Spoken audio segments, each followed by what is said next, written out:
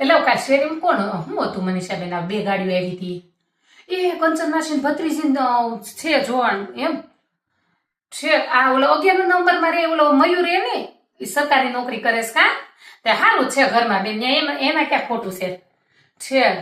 હા બેન મારે જો આ કપડા ઉપર શું કેવું મારે રવો લેવા જાવો થોડોક આ છોકરાને ખાવા સૂતપો એટલે. હા પછી તમે તાર નિરાતે આપણે બેહીએ. હા આવજો પાછા હો, તમને એવું ન થાય અમારે રવો લેવા જાવું છે એટલે. કંચન માસી તમારી ભત્રીજી બાકી હતી તે રોયા પેલા નો કહેવાય. મારો ભાઈ હતો તો એ મારા ભાઈ છે ને બહુ સારું છે મારા ભાઈ ને તો. એ તો તમે મયુરને જોવા લાવ્યા બેન ને મમ્મી ખબર સ્વભાવ કેવો છે. દીકરી દેવી સુખમાં દેવાય ભલે 2 પૈસા ઓછા હોય તો એને મમ્મી સ્વભાવ જો. મારે મારા મમ્મી ને પપ્પા 2 ગામડે રે અને આવતા આવે બધું જો એના હાથમાં જ છે. તમે તાર મારા ભાઈ વેરે કરવું છે. હા તો હું કરતો ફોન તો આજ સાંજે જોવા આવે. હા તે વાંધો નહીં. મારા ભાઈ મને શું ખબર હોય તમારી ભત્રીજી છે એમ તો હું પેલા ન કહું. હા તે મારા ભાઈ છે બાકી છે નાનો ભાઈ છે. મોટી તમ તાર બાઈ આવી કે દુની નોખી છે.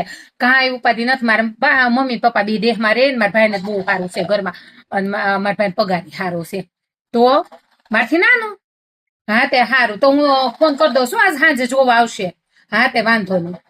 હા તો બહુ સારું કંચન માસી એમાં તમે કાંઈ કેવું તમને મારા સ્વભાવની ખબર છે.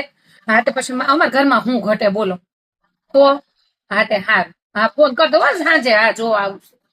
હા બેન એ છે ને મેં આપણા ભાઈનું જોડ નક્કી કર્યું છે એમ શેરી કંચન માસી રહેતા હતા ને એ ભત્રીજી જોયું આગળ મને ખબર પડી તો હું તો તરત ગઈ કપડા હંકેલતી મેં પેલા નક્કી કરી આવું પછી.